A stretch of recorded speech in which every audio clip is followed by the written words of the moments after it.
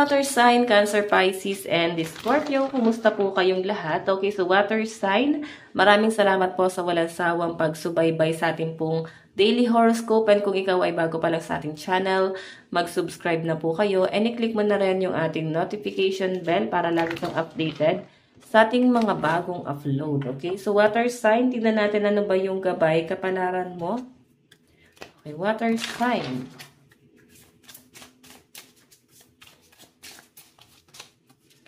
Wow, rich cat. So, mararamdaman mo guys yung tuloy-tuloy na pagpasok ng pera mo. Pwedeng may good news, pwedeng swerte ka sa sugal ngayon, pwedeng swerte ka sa mga raffle.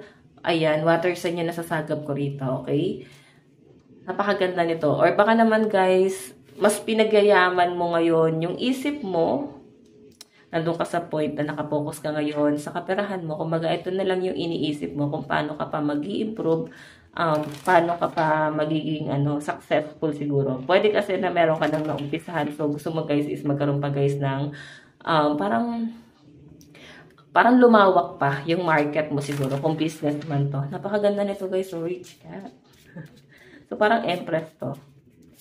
Okay. Tignan pa natin. Meron tayong travel. May nakikita akong travel sa mga water sign. Wow.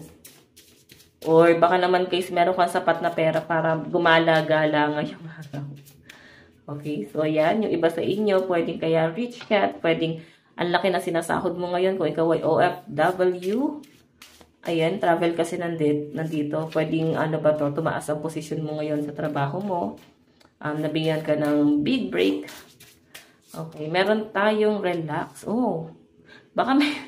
Oh, water sign, bakasyon en grande yung nakikita ko sa inyo. Napakatindi. Bakasyon en grande and magtipid ka pa rin guys. Sabihin natin na meron kang sapat na pera. Pero syempre, meron tayo ibang consider.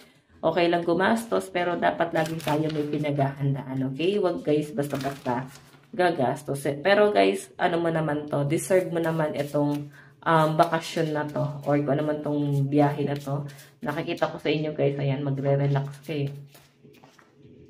Tignan pa natin. Meron tayong happiness. Wow! So, travel siguro guys sa probinsya, baka may family gathering, occasion, baka yun.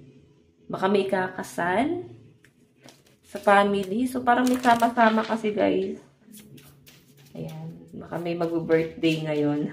Baka pwede guys kaya ganito is baka marami kang marireceive na gift or pwedeng anak mo or kapatid mo itong may para may isa-celebrate birthday. Pwedeng ganyan. Sama-sama, no? Meron tayong the chariot. Wow! Ang bilis ng mga pangyayari. So, pwedeng isang araw nga lang to guys magaganap. Okay? Pakatatag ka kasi nakikita ko ng mukhang water sign, may stress ka ngayong araw sa dami ng gagawin mo kasi magiging abala ka talaga. Okay? So, tignan pa natin guys. Ayan, ko lang to guys. Hindi kasi pantay. Okay.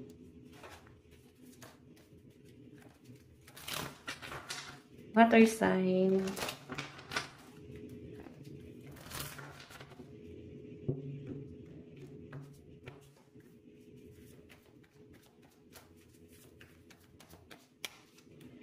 Meron tayong judgment. So, may nakita ko guys parang parang excited ka. Excited ka ngayong araw. Yun ang na-feel ko guys so, the judgment, no?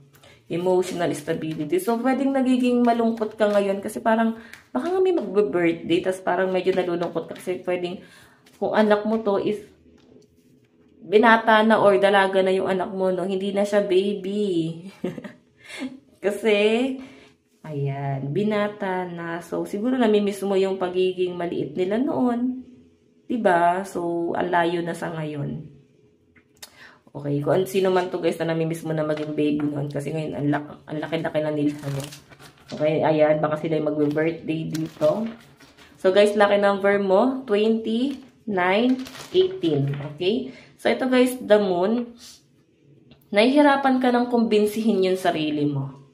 Yun yung malinaw na nasasagap ko dyan. Nahihirapan ka ng kumbinsihin yung sarili mo na okay lang to, ganun talaga, ganyan. So, medyo magiging emotional ka daw ngayong araw, guys. Okay. Tignan pa natin, guys. Okay, nasa ba yung card natin? Ito. Tignan natin.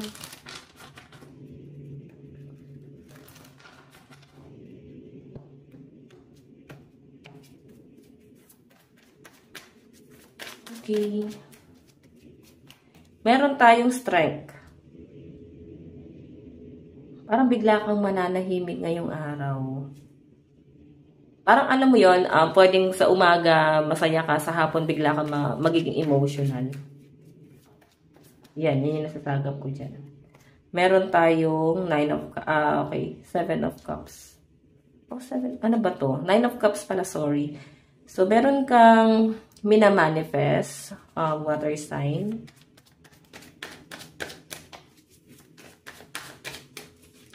Meron tayong 9 of Wands. Okay. So, talagang minamanifest mo tong bagay na to. Lagi mo siya, guys, pinagdarasal na sana mangyari. Meron ka minamanifest na pera. Ito naman, guys, relationship. So, parang pagkakasundo. Meron ka bang inaantay na tao na makasundo mo ulit? Or, hindi nyo naman, guys, talaga din, intensyon na makasundo pa. Siguro, nandun ka na sa point na parang nandun ka na sa point na mas gusto mo na lang, guys, na maging payapa yung isip mo. So, kung ano man to minamanifest mo, I think sa self mo to, no? Sa self-growth mo to. Okay, so tignan natin ano ba ang inyong advice.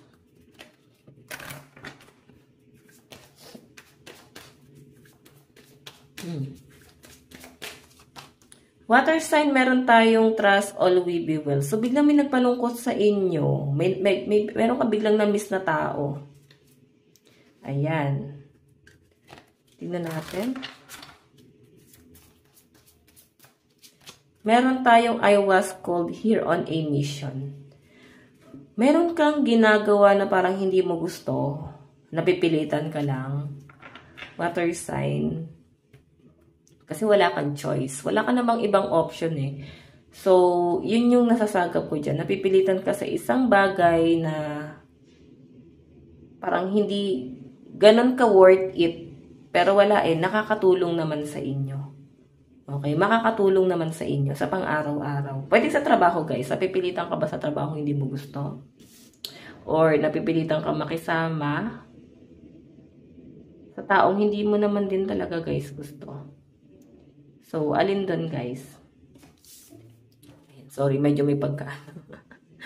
OC, kasi ayoko, guys, masyado. Hindi pantay-pantay. Okay, so guys, ito lang po ang inyong reading. Bukas ulit. God bless and love you. Bye-bye.